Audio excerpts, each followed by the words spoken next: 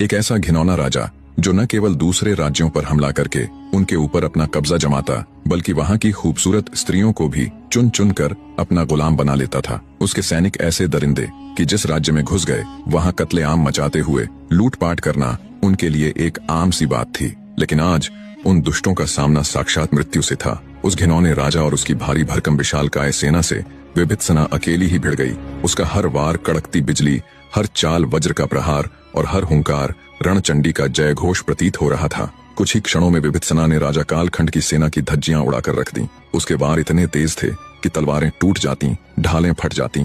मैदान में हर तरफ रक्त और सिपाहियों की लाशों का अंबार लगने लगा। अपने सामने साक्षात मृत्यु देख राजा कालखंड के बचे खुचे सिपाही मारे भय के भाग खड़े हुए। अनगिनत लाशों के बीच राजा कालखंड ठगा सा निःशब्द खड़ा था। उसे यकीन ही नहीं हो रहा था कि कुछ पल पहले तक अभेद्य दीवार जैसी खड़ी उसकी विशाल सेना यूं एक अकेली स्त्री के हाथों पल भर में ढेर हो जाएगी।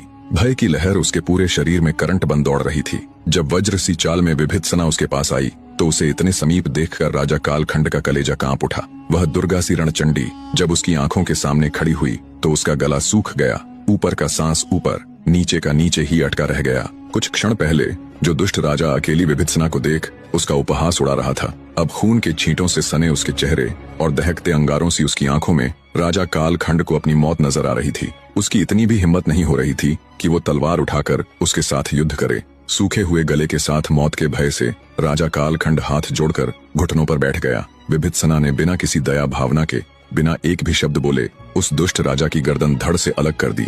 विभीषणा के हाथों में वो खून से नहाई नंगी तलवार और मुख पर लगे शत्रुओं के खून के छींटे उसे साक्षात मां दुर्गा का अवतार दिखा रहे थे। जब विभीषणा की नजर मारे भय के भागते उस कायर राजकुमार के ऊपर गई तो वो तेजी से उसकी तरफ लपकी और उसे अपना बंदी बना लिया। बंदी राजकुमार को लेकर जब उसने राज्य में प्रवेश किया तो हर कोई स्तब्ध सा खड़ा बस उन्हें ही देखे जा रहा था। जब विभीषणा ने राजकुमारी के उस धोखेबाज कायर भाई को उसके समक्ष पेश किया और पूरी दास्तान सुनाई तो राजकुमारी रुद्रलेखा भी दंग रह गई। उसे विश्वास ही नहीं हो रहा था कि उसका सौतेला भाई ऐसा कर सकता है। उसे अपनी महासेनापति पर फक्र हो रहा था कि उस अकेली ने इतने खूंखार राजा और उसकी विशालकाय सेना का संहार कर दिया। पर वे सब आने वाले खतरे से बिल्कुल अनजान थे।